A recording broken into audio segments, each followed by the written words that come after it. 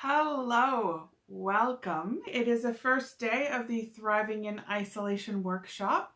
My name is Becky Hills and I am the coach and counselor here at Floodgate.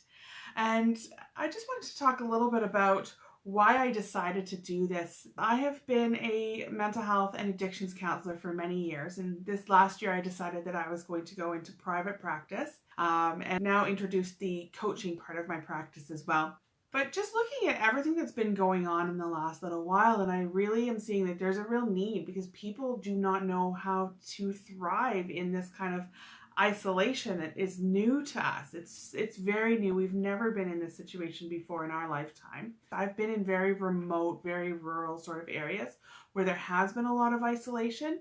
And working in mental health, working in these really small communities, I actually had to isolate myself from the community much of the time because it was really important for me to be able to maintain that professional distance, and I couldn't be friends and hanging out socially with the people that would then be my clients. So that was part of my life, is just having to be isolated from a lot of the rest of the world. And so this is an area that is really important to me. And for me, I know that I am not being impacted by this isolation on the same level that many of you are. And that's why I wanted to share some of my expertise in this area. And I want to make sure that you get the most out of it, because helping people thrive is my passion. And so something that you should also be aware of is we will be looking at some of the research-based kind of information, and then balancing that with some really practical tools that you can use in your day-to-day life, and lots of opportunities for you to reflect, look at what's going on in your own life, and then be able to make some good decisions about what you're going to do to make sure that you're making the most of this time, and not just letting this period, we don't know how long this period's going to be where we're in isolation, that we're social distancing. We don't know how long that will be. So when you get to the end of it, are you going to look back and is it going to feel like your life's been on pause for that period? Or will it look like you've been doing something? Will you be working through to goals? Will you be doing something that's useful and practical and something that's meaningful? And so now we're going to jump in. I wanted to open tonight though with a quote. This is from Maya Angelou. I'm going to read it because I don't want to misquote it. She said, "My mission in life is not merely to survive, but to thrive, and to do so with some passion, some compassion, some humor, and some style." And that's really what we're looking for, is we're looking for ways that we can not just survive, but we can really thrive through this time. In fact, because so many of us, those of us that still are working, but we're still at home more than we used to be. So there's this time that we're at home that we could be using for things that maybe we normally wouldn't have time for. And right now, for a lot of us, time is our greatest asset. And so I really want you thinking about, what are you going to use your time for over the next week, over the next few weeks, over the next month, however long this might last. So we're going to just start with defining surviving versus thriving. Surviving means to remain alive. So surviving is to continue to live. It keeps us one step away from spiritual, emotional, social, and sometimes even physical death. That is what surviving is. And when we're in this place of just surviving, there's very little room for things like peace and joy and excitement. So essentially, and this is the next line, surviving is merely existing. Getting from one day to the next. Every day feels like a grim struggle.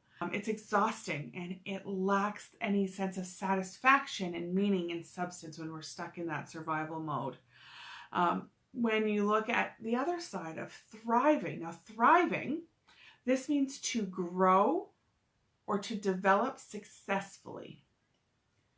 So to grow or to develop successfully, or to flourish or succeed. To grow and develop successfully, and to flourish or succeed. So it's living and thinking abundantly. It is joyful and it's meaningful. Thriving involves an individual experiencing a sense of development. If we're thriving, we're developing. We have this sense of development. Or we have a sense of getting better at something. And thirdly, it's succeeding at mastering something.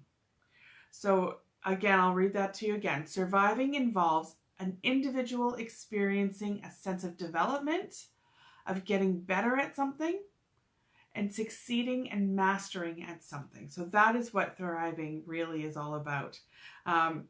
It's embracing life to its fullest. It's living every aspect of our life to the best of our ability and to the fullest extent that we can. And it is both embracing the awesome and the awful. Or embracing the great things in life, but it's also embracing the suffering. We live in a world where suffering is always with us, where right now in our current state, there is a lot of suffering, there's a lot of dying, there's a lot of pain and anguish, there's a lot of worry. And so thriving means being able to just accept that that is a reality and finding our way through it. Thriving encompasses multiple different areas of our lives.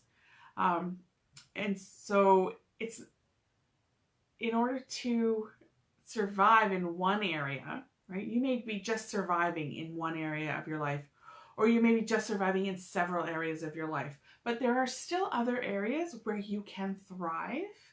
And if we can find even just one area that we want to thrive over the next period of time, then go for it. If you can thrive in multiple areas, even better. But just being aware that thriving is not just one area of your life. And in order to thrive, we also don't need to be thriving in every area. I wanted to talk about next the understanding the role of the survival instinct. When we understand this, it helps us to understand why we get stuck so that we can start making changes in order to get unstuck.